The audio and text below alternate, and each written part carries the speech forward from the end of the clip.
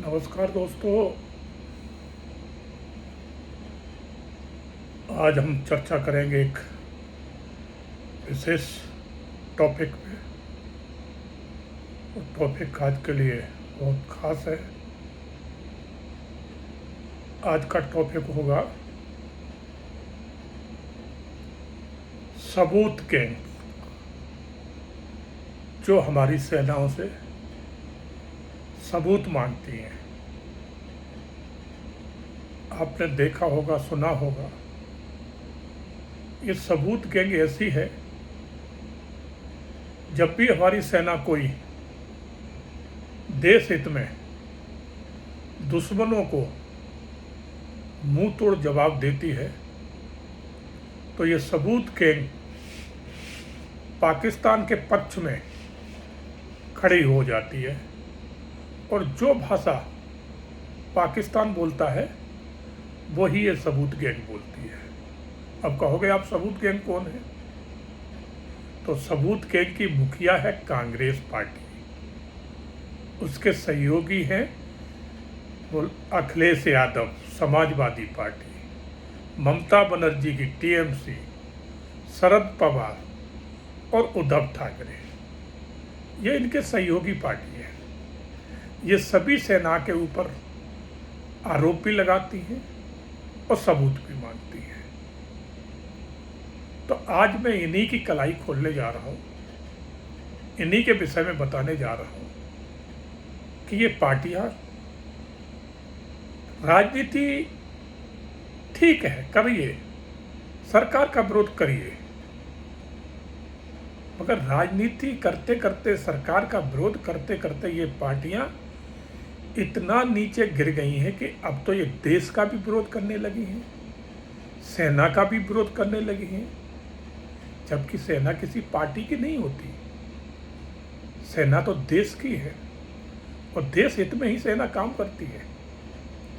एक सैनिक जब बाहर लगता है तो देश के लिए अपने प्राणों की आहुति तक दे देता है, और उसी सैनिक के ऊपर ये गद्दार होने का आरोप लगाते हैं। तो सोचिए कि ये पार्टियां कितनी नीचे गिर चुकी हैं कि जो सैनिक कभी अपने प्राणों की परवाह नहीं करता है देश के लिए, और उसी के ऊपर ये झूठे आरोप इतने घटिया लगा देते हैं जो बताने में भी शर्म आती है। आपने देखा होगा, अभी जब 3 दिन का भारत पाकिस्तान का युद्ध हुआ, उसमें हमारी सेना का जो पराक्रम था काबिले तारीफ था, इसमें कोई शक नहीं है। जो सेना ने करके दिखाया, बड़े बड़े देशों की सेनाएं नहीं कर पाई।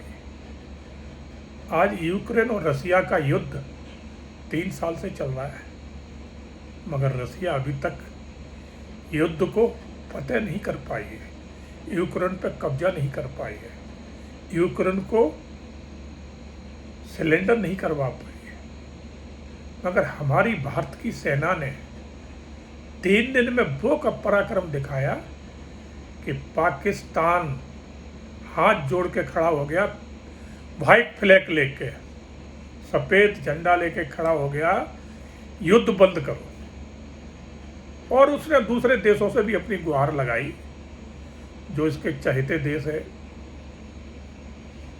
तो अब सोचिए कि कितना बड़ा पराक्रम सेना का था। सेना ने जितने भी 11 आतंकी पाकिस्तान में अड्डे हैं, और 11 में 9 अड्डे मात्र 24 मिनट में, 24 मिनट्स में 9 अड्डे ध्वस्त कर दिए आतंकियों के, और जिसमें 200 से अधिक आतंकवादी मारे गए। उनके मुख्य आका थे, वो भी मारे गए, जो वक्त वक्त पे आके भारत को धमकी देते थे, भारत की सरकार को धमकी देते थे, वो भी उसमें मारे गए।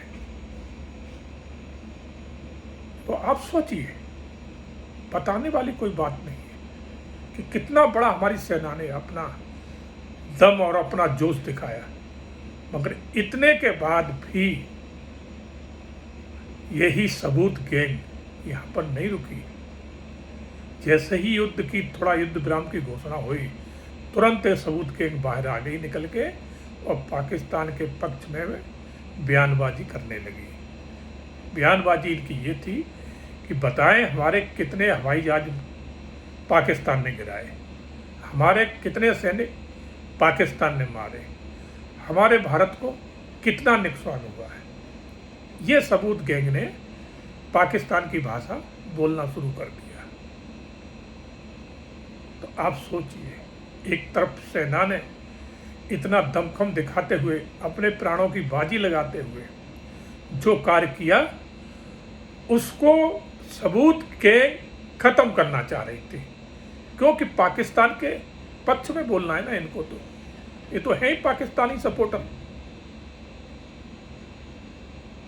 तो उसी के लिए हमारे जो हमारे राष्ट्रीय सलाहकार हैं अजीत डोभाल साहब ने अभी एक यूनिवर्सिटी में दीक्षांत समारोह में एक स्टेटमेंट दिया है और उन्होंने कहा है कि हमारी भारत की सेना ने अधम पराक्रम दिखाया है कि 24 मिनट में पाकिस्तान का नक्शा ही बदल दिया था। उनके सारे रेडार सिस्टम उड़ा दिए, आतंकियों के हेडक्वार्टर उड़ा दिए, उनके एयरबेस थे उनको उड़ा दिया, पूरी हालत कर दी पाकिस्तान की। और बोले हमारे यहाँ किसी की खिड़की का एक शीशा तक नहीं टूटा है, हमारे यहाँ कोई नुकसान नहीं हुआ है, कोई ना हमारा सैनिक मारा गया है, ना हमारा एयरक्राफ्ट गिरा है। ये जवाब दिया किसने? CDS रावत साहब ने, सॉरी मैंने CDS कह दिया, राष्ट्रीय सलाहकार रावत साहब ने। तो आप सोचिए, एक कितना बड़ा आदमी जो कभी इस तरह की बातें कहने के लिए बाहर नहीं आता, मगर उसे बाहर आके कहना पड़ा, हमारे इन देश के गद्दारों के लिए जवाब देना पड़ा उसको। अगर इनके हाथ में आप सत्ता दे दें तो देश का हाल क्या करेंगे? आप इस पे सोचें, विचारें, मनन करें कि ये जितनी भी राजनीतिक पार्टियां हैं सब देश के खिलाफ हैं। इन्हें सत्ता चाहिए, पाकिस्तान का भी सहारा लेंगे, चाइना का भी सहारा ये लेंगे, मगर इन्हें सत्ता चाहिए। फिर सत्ता लेके उस देश को किस तरह से बर्बाद करेंगे वो इनकी प्लानिंग है। आज के लिए मैं अपनी बात को यहीं विराम दूंगा। कल फिर आपसे एक नए मुद्दे पर चर्चा करेंगे। तब तक के लिए हम आपसे विदा लेंगे।